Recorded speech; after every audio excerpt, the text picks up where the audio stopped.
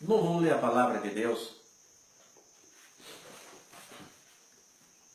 No profeta Isaías, capítulo 55, versículo 10 e 11. Apenas 2 versículos. Leamos. Porque assim como desce a chuva e a neve dos céus, e para lá não tornam, mas regam a terra e fazem produzir e brotar, e dá semente ao semeador e pão ao que come. Assim será a palavra que sair da minha boca. Ela não voltará para mim vazia. Antes fará o que me apraz e prosperará naquilo para que enviei. Irmãos, é um versículo de uma profundidade muito grande. Quando Deus disse que a palavra, uma vez falada, a palavra dele, encontrará espaço, quando é Deus que fala. Com base nisso, irmão, nós devemos estar convencidos de que Jesus nos chamou com uma clara finalidade, pregar a sua palavra. Às vezes, pela angústia ou pelo desejo do nosso coração, nós gostaríamos que todas as pessoas que ouvissem a palavra aceitassem a Cristo. Esse é o desejo do nosso coração. Mas nos deparamos com a palavra de Deus. O nosso objetivo, na verdade, é pregar a palavra de Deus. Pregar a palavra de Deus, independentemente se as pessoas concordam ou não conosco. O sentido que nós temos, pregar a palavra, é semear a semente, essa semente que a seu tempo dará seu fruto. Mas para isso precisamos pregar a palavra de Deus. Não nos preocupemos em agradar as pessoas ou falar palavras doces aos ouvidos. Não. Nosso objetivo é pregar a palavra de Deus do jeito que Jesus nos ordena. É fácil pregar a palavra de Deus? Não. Falar aquilo que Jesus nos ordena não é fácil. Não é fácil, não. Porque nem sempre a pessoa que está do outro lado, o receptor desta palavra, vai ser agradável a ele. Tem palavras que são realmente de conforto, mas tem outras que são de correção, porque a Bíblia diz que Deus ama e corrige aquele que ama.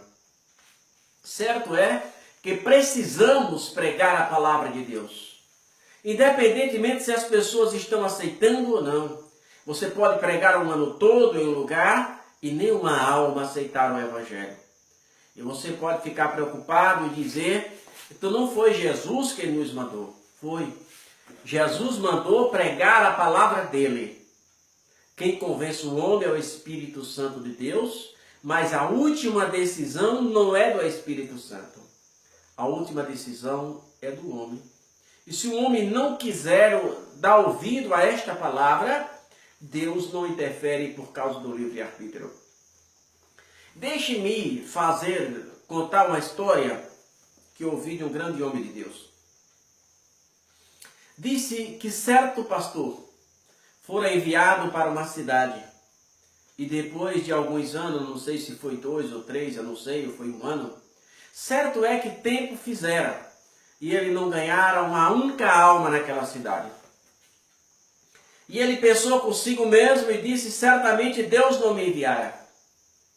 Deus não me enviara. Pois nenhuma alma tem se rendido aos pés do Senhor nessa cidade. Esta não é a minha vocação.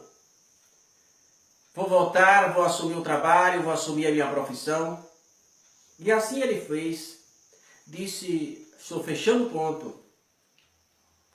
Pois nenhuma alma aceitou o Evangelho durante todo esse tempo. Vou arrumar um trabalho. Esta não é a minha missão. E pegou suas coisas, dirigiram-se a um hotel naquela cidade. E naquela noite ele fora dormir.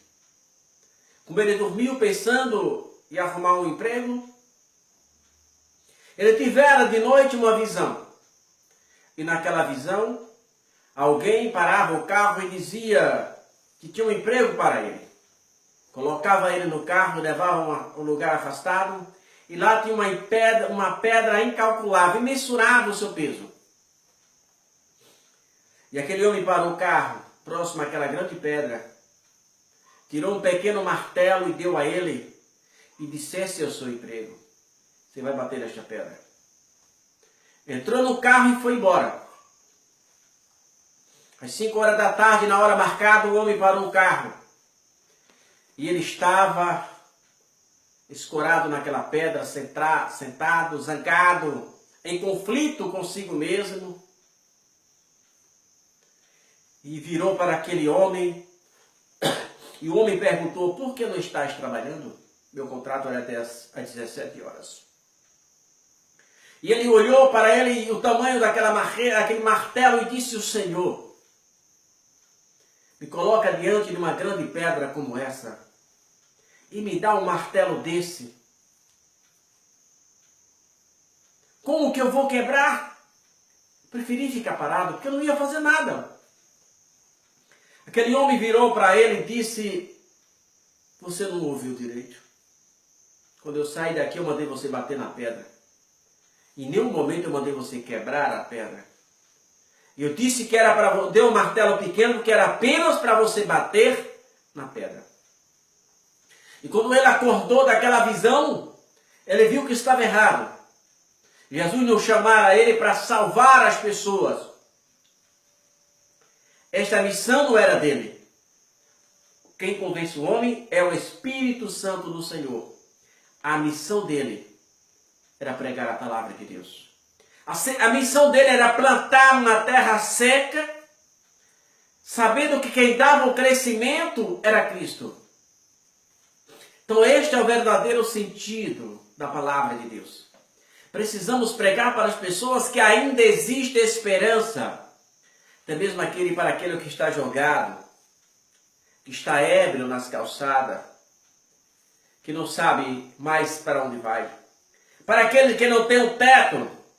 Você quer ver coisa triste? Visita a capital, a nossa capital aqui da Bahia, Salvador. Visita a rua Carlos Gomes, à noite e a Avenida 7. Você vai encontrar ali dezenas de pessoas, escorada uma na outra. Ela se escora debaixo da marquise daqueles prédios. Se escoram para esquentar umas às outras e se cobre com papelão. Pessoas que não têm uma identidade. Pessoas que não têm mais para onde voltar. Que não têm mais para onde voltar. E é para estas pessoas que você tem que ir para ela e dizer: ainda existe esperança para você. Lembro-me que em Salvador tem um grupo de jovens que evangelizam. Que é jovem da Batista, jovem da Universal, jovem da Deus é Amor, jovem da Assembleia de Deus. Junta, é um bocado de jovens compromissados de várias igrejas. Não tem placa. Que evangeliza pela madrugada naqueles prostíbulos de Salvador. Tem que ser homem e mulher cheio da autoridade de Deus, cheio do poder de Deus, porque é um ambiente sombrio e hostil. Mas aqueles jovens estão lá, pregando para aquelas pessoas que ainda existe esperança. Mesmo que todos digam que não, irmão, ainda existe esperança para você. Não importa o que você tenha feito. Não importa o caminho que você tenha andado, o que você tenha feito de errado, ainda existe esperança para você. Aquele homem que estava na cruz, ali, Jesus foi crucificado, um malfeitor a um lado e o outro do outro, e um deles zombou de Jesus dizendo: se tu és o Filho de Deus, salva a ti mesmo e a nós também. O outro imediatamente o repreendera dizendo: tu mesmo estando na mesma condição de que ele, ainda zomba. Nós, na verdade, porque os nossos feitos merecem, mas esse homem é justo. E aquele homem, já próximo à sua morte, diz assim: Senhor, lembra de mim quando entrarem no teu reino. E Jesus fez uma coisa extraordinária. Jesus disse: hoje mesmo estarás comigo no paraíso. O paraíso de Deus. Foi inaugurado o paraíso. Com um homem que em Israel não tinha nenhum valor. Um homem que fora condenado à morte pelos seus feitos. Um homem que recebera a pena de morte como castigo, mas na hora da sua morte teve um encontro real e pessoal com o Senhor Jesus Cristo. A palavra de Deus é a única esperança para todas as pessoas. Não importa o que as pessoas fecham. Se ele der ouvido aquele versículo, está lá no livro de Apocalipse 3:20, que está escrito: eis que eu estou à porta e bato. Se alguém ouvir a minha voz e abrir a porta, entrarei na sua casa, cearei com ele e ele comigo. É isso que Jesus quer fazer com você. Quando Tomé diz: Senhor, mostra-nos o caminho que nos basta, Jesus disse: Moisés, Tomé, estás há tanto tempo comigo. Perdão, Tomé questiona Jesus quando Jesus diz assim. João 14:6, Tomé diz para Jesus que não sabe para onde Jesus vai, como saber o caminho. E Jesus vira para Tomé e dá uma resposta que até hoje ela serve para nós.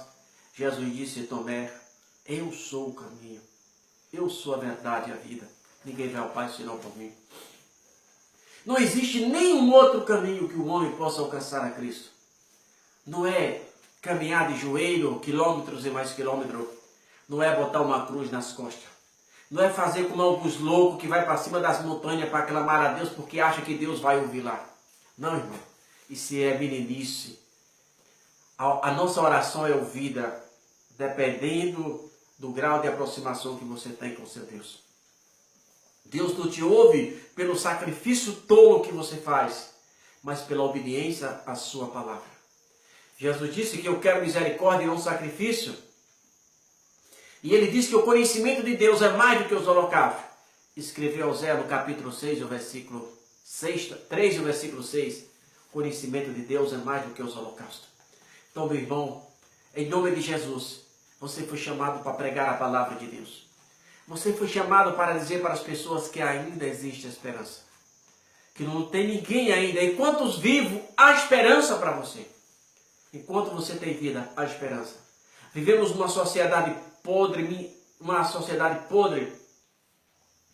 que julga as pessoas pelo que elas são. Ou melhor, pelo que elas têm, pelo carro, pela posição social. Jesus não. Para Jesus, tanto faz o que rouba como o que mente. Para Jesus, como faz o idólatra, como o homicida. Para Jesus, todos estão no mesmo nível. A única maneira do homem entrar no céu não é sendo um bom pai, um bom filho, um bom esposo, um bom marido, um bom pagador. Não, porque isso é dever do homem, um bom cidadão. A única maneira de entrar no céu é aceitar a Jesus Cristo como o único suficiente Salvador da sua alma. Quem morreu lá na cruz do Calvário não foi Pedro, o grande profeta de Deus. Não foi João, um dos maiores profetas, não, e apóstolo, não. Quem morreu na cruz do Calvário foi Jesus de Nazaré. Mesmo nos momentos de angústia e dificuldade, clame a Ele. Tenha certeza absoluta que mesmo que todos virem as costas para você, Jesus está dizendo para você: minha filha, eu estou aqui. Meu filho, eu estou a te ouvir. Fala comigo. Então, meu irmão, Jesus quer marcar ainda nesta noite um encontro com você. Não sei a vida que você tem levado. Não sei os caminhos que você tem percorrido. Mas certo é que Jesus Cristo de Nazaré, ainda nesta noite, quer marcar um novo encontro com você. Quer traçar um novo rumo e escrever uma nova história para você. Que Jesus Cristo continue te guardando, te abençoando, te guiando em tudo aquilo que venha fazer. E tenha uma boa noite em nome de Jesus. Um final de semana maravilhoso e um início de semana também na direção do Senhor. Amém.